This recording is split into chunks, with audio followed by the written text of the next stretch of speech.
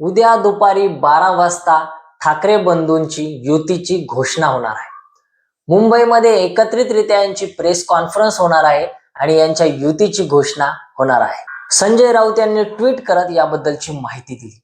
अनेक दिवसांपासून दोन्ही ठाकरे बंधूंच्या युतीच्या चर्चा रंगल्या होत्या। अनेकांना वाटत होतं युती होणार नाही, काहींना वाटत होतं युती होईल। या सगळ्या चर्चांमधून शेवटी आता युती होणार असं चित्र स्पष्ट झालं। दोघांनाही असं वाटत होतं की भव्य दिव्य असा एक सोहळा घेऊन, भव्य दिव्य अशी एक सभा घेऊन आपण ही युती जाहीर करावी, जेणेकरून वातावरण निर्मिती होईल आणि याचा आपल्याला फायदा होईल। परंतु नंतर भव्य अशी ही सभा कॅन्सल करून एक प्रेस कॉन्फरन्स घेऊन आपण युती जाहीर करावी असं ठरलं। त्यानुसारच आता उद्या 12 वाजता या दोन्ही ठाकरे बंधूंची युती होणार आहे।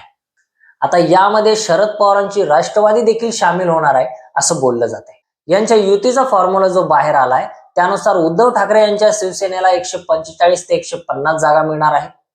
राज ठाकरे यांच्या मनसेला 65 ते 70 जागा मिळणार आहेत आणि शरद पवारांची राष्ट्रवादी जर सामील झाली तर 10 ते 15 जागा त्यांना मिळणार आहेत असं बोललं जाते। मित्रांनो, या अगोदर आपण अनेक व्हिडिओ यांच्या युतीबद्दल बनवले आहेत। आपण सांगत होतो की ठाकरे बंधू हे एकत्रित लढतील आणि यांच्यासोबत शरद पवार देखील जातील। शरद पवार यांना पर्याय राहिलेला नाही। शरद पवार जर एकटे लढले तर त्यांचं राजकारण संपल्यास जमाय असं चित्र आहे।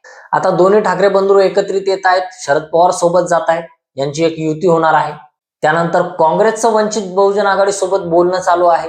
काँग्रेस म्हणते की सगळं सकारात्मक चालू आहे, परंतु वंचित बहुजन आघाडीचे अध्यक्ष बाळासाहेब आंबेडकर यांनी अकोला इथे आज पत्रकार परिषद घेतली आणि काँग्रेस नेहमीसारखंच वागतंय की माध्यमांसमोर, लोकांसमोर वेगळं बोलायचं आणि प्रत्यक्षात वेगळं करायचं असं काँग्रेसचं धोरण आहे। त्यामुळे काँग्रेसवर बाळासाहेबांनी टीका केली। त्यामुळे युती होती की नाही असं चित्र दिसायला लागलंय। युती फिसकटली का काय अशी आता चर्चा सुरू झाली। इकडे महायुतीमध्ये अजित पवारांना साईडलाईन केलंय। भारतीय जनता पार्टी आणि शिंदे गट दोघच एकत्रित महायुती म्हणून लढणार आहे। रामदास आठवले यांचा पक्ष आरपीआय यांच्यात आहे, परंतु त्यांना काही जागा मिळेल असं वाटत नाही। हे सगळं चित्र बघता, हे सगळं राजकारण बघता असं चित्र स्पष्ट दिसतंय की मुंबई महानगरपालिकावर यावेळेस महायुतीचा झेंडा फडकेल। इकडे ठाकरे बंधूंची युती फक्त मुंबईतच नाही तर मुंबई व्यतिरिक्त नवी मुंबई, कल्याण, ठाणे, डोंबिवली, यानंतर छत्रपती संभाजीनगर, पुणे, नाशिक अशा ठिकाणी यांच्या युत्या होणार आहेत। आता हे दोन्ही ठाकरे बंधू तर एकत्रित येत आहेत। अनेक वर्षांचा यांचा वनवास तर मिटला, परंतु राजकारणात यांना यश येईल का? ज्या मुंबईसाठी दोन्ही ठाकरे बंधू आपले मतभेद बाजूला सोडून एकत्रित आले आहेत, युती करतायत, ती मुंबई यांच्या हातात येईल का अशीच आता चर्चा सुरू झाली। मित्रांनो, तुम्हाला काय वाटतं की यावेळेस मुंबई महानगरपालिकामध्ये कोणाचा झेंडा लागेल? महायुतीचा झेंडा लागेल की इकडे ठाकरे बंधूंचा झेंडा लागेल की काँग्रेस आणि वंचित यांची एकत्रितरित्या युती होऊन यांचा इथे झेंडा लागेल?